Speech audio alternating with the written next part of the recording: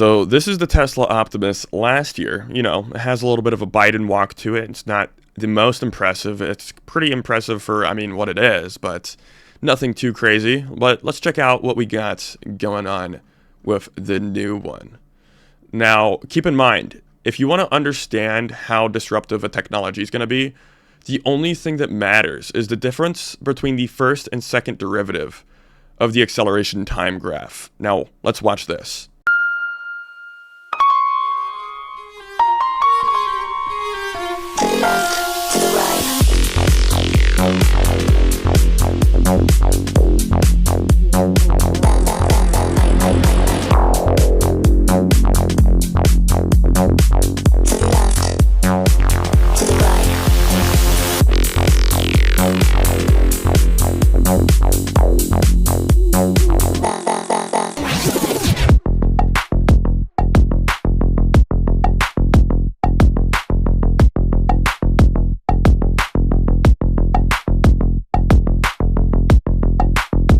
Again, the only thing that matters is the difference between the first and second derivative of an acceleration time graph and the thing that is actually automating us.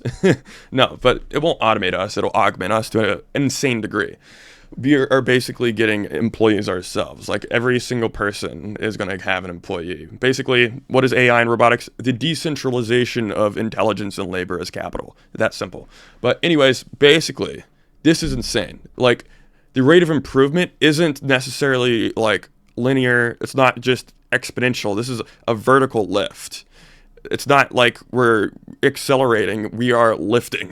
Like, we are actually achieving a liftoff here pretty soon. Now, again, if we play out this exponential and we play out the acceleration time graph, what does this look like next year? What does it look like the year after that? Or if we add Grok into it, because if you're not aware, some of these big labs, what they're doing is they're using the large language model with their humanoid robotics and within the tokenization of the language, because if you're not aware, each individual token is kind of like the compression of language. And let's say I'm talking to the AI about a computer. It has all of this density, all of this compression of information and data of the word computer compressed into that singular token. Now you can start to do that with things in the physical world, where whenever the robot sees the computer, it can look at it, see all of the different parts, and all of that compression is compressed into every single token. Now we have these humanoid robots that are becoming quite impressive, and the compression of data is going to fit inside pretty well, and they'll just be able to like look around at things and relate the environment to what they're actually wanting to do, which is the thing that you prompted them to do. That's happening already. Now, again, considering the lift that is happening right now, the exponential curve, especially if you look at like Grok, whenever Grok launched, it was way behind and then it came to the top of the leaderboards instantly. Continue that exponential, continue this exponential next year, the year after. These things are going to be quite capable. Now, the thing that's important about this, the robot has learned these skills through the force of reinforcement learning. Now, what they're doing is they're getting it to the point where it can use its hands pretty well here pretty soon. So if you haven't seen the hand yet, it's quite impressive. It's air guitaring right now. Pretty soon it'll be the rock sign. The hand is pretty impressive. It has these little pistons in the wrist that operates just like your tendons.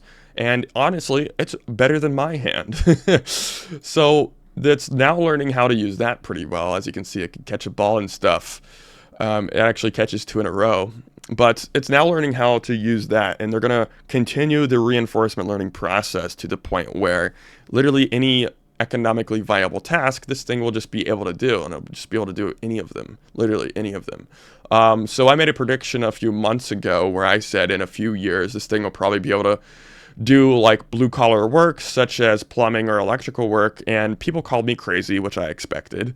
But that's kind of the thing, is we don't understand exponentials until we actually see the final product, which is why whenever we saw the Biden walk robot versus the dancing robot, it's like, holy shit, that was quick. Only 1 year, not even. It was months, actually. So if we continue this pace, where is it next year? Where is it the year after, or the year after that? I mean, It's somewhere that's pretty insane, let's put it that way. I guess that's why they call it the singularity. But let's be honest, there are still constraints. This isn't like the end game yet. We aren't all the way there. There are actuators that are very hard to build, and they're pretty expensive, and they require rare earth magnets. So there's a problem there that needs to be solved in order to really scale these things up. So obviously blue collar work's going to be it's going to be good for a while until we have that problem solved. And also, the number one is the energy constraint. Now, I do think that energy constraint problem will be fixed pretty quickly because I don't know if you saw, but Elon's talking a lot about trying to get like terawatts of energy online as fast as possible. And I think he probably has a pretty creative solution to help do that. And the number one reason is so that we can compete with China, obviously, but also so that we can power the future that is imminently coming, because we need to either keep up with or surpass China as far as the acceleration of technology goes. What I do think is if you play out to the logical conclusion after these robots start to become implemented in the economy, what is the final form of currency? And I think it's pretty obvious, it's just energy. If you play it out to the logical conclusion, as a civilization becomes sufficiently advanced, energy is kind of like the final form of currency. Why? Because the automation of technology only requires one form of payment, not US dollars, kilowatt hours, right? So I think energy is going to be one of the most valuable resources in a very near future, especially as these systems become deployed into the economy, and over time we'll have like a completely autonomous economy. And energy effectively will be the new currency. And this is a prediction I've made that people also have told me I'm crazy for. I made this prediction last year. And it just seems like an obvious next step for a sufficiently advanced civilization. Like, as soon as you can tokenize energy, you should. Otherwise, you're going to be beaten by your adversaries that do decide to do that. It's just like a game theoretical logical conclusion if you want to maximize prosperity and acceleration and actually having strategic advantages. So it seems like the logical conclusion. It seems like something that's inevitable to happen, and we are finally approaching the point where it might actually happen. We might be using just raw energy, tokenized versions of energy in the future economy. That being said, if you found this content enjoyable and you want to learn more about artificial intelligence and just accelerating technology and how you can implement the technology or adapt with the changes, that is what my channel is all about. So basically, I'm an entrepreneur. I have a community full of entrepreneurs linked in the description below if you'd like to join it. It is extremely cheap right now.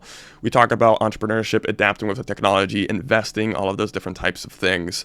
But the main thing that I talk about on the channel is what are the logical conclusions given the acceleration that we're having right now? What is the conclusion of this technology? Like, what is the change that is actually happening right now? Let's digest that and learn how we can use that to create decision-making frameworks to maximize our positions in the future. So if that's content you're interested in, subscribe. I will see you in the next video.